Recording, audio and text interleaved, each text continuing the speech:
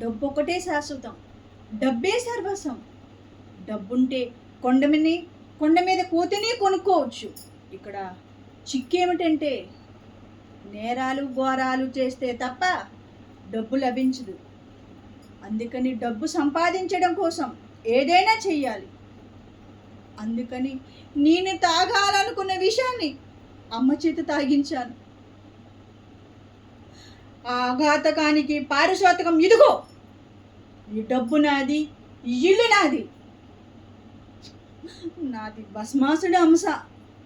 వరమిచ్చిన అమ్మనెత్తి మీదే చేతులు వేశాను. అరే, గొల్లెంటిలా పెరిగిపోయాయి, కూరలు కూడా వచ్చాయి, కొమ్ములు కూడా. నేను గ్రహించనే లేదు. మీకు మీకు మీ అందరికీ వచ్చాయి. కొంప తీసి మన మనుషులం కామలండి. మనం మనుషులం ఎలా అవుతాం? మాయ, మోసం, దౌర్జన్యం, దోపిడి ఇవి మన నిత్య కృత్యాలు. మన మనుషులం ఎలా అవుతామండి? నిన్నటి వరకు నేను మనిషినే, ఇవాళే అమ్మని చెప్పి రాక్షసుడనయ్యాను.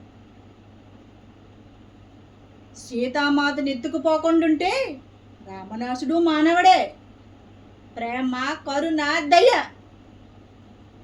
ఇవన్నీ నశించుకుపోతూ ఉంటే మనుషులం ఎలా అవుతామండి?